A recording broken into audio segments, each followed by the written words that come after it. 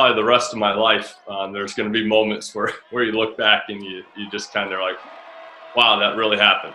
So we obviously are focused on every single day and continuing to try and have a lot of success. But I've got a closet upstairs with all the knickknacks from that run, and it's fun to just peek in there occasionally. You were still at the time technically an interim coach. It's not often an interim coach goes from interim to national champion and Division III Coach of the Year. Does that feel validating in the career choices that you've made at this point, Matt? Yeah, I've been very lucky. I mean, that year was awesome, 2018-19. We had some tremendous players and assistant coaches. We had a lot of continuity from the year prior. So it just all came together really well that year. But I got lucky earlier in my career. I've had some decisions I've made where it's just kind of worked out for me. And so I feel very fortunate to be in the position I'm in and work with the people that I get to work with. Let me walk you back through your journey. At what point did you kind of realize that this was the calling for you? I figured it out really back in like junior high. I went and played basketball camps at Roy Williams camps over in Kansas. And I remember going through those and then just even some memories as a sixth grade and seventh grade player there at Southeastern with Brad Gooding. You know, some things stood out where I was just like, man, I want to coach basketball at the highest level possible. And in college, I had a momentary lapse in that. I decided I wanted to get into insurance. And after about 6 months of considering that, I came back to, no, I want to coach college basketball. And so it's worked out very, very well for me so far. And again, I'm just fortunate to be doing what I'm doing. Part of the reason we're doing this is so young people out there understand, hey, it doesn't matter where you come from in this world.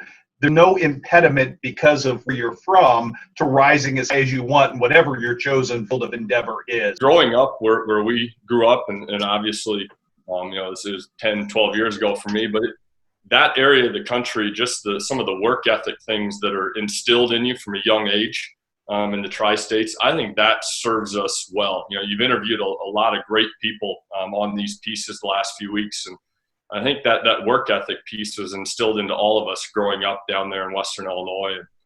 So I think if you want to be in college coaching, if that's your goal, then you just got to work your tail off and make it happen. And you don't need a million connections to make it happen.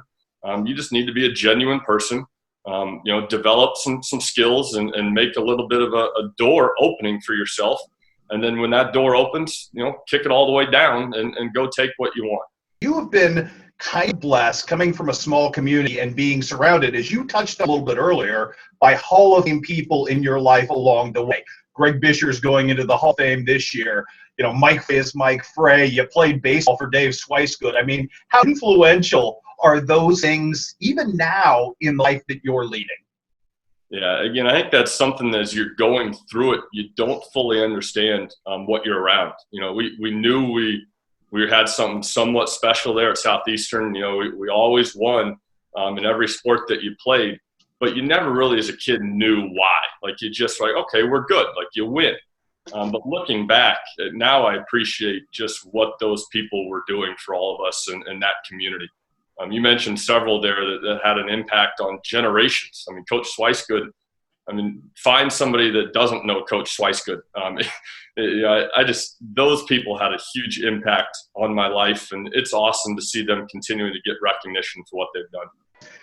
You've won a national championship in your career pretty darned early, and there are really good coaches who never even get within sniffing it just to that.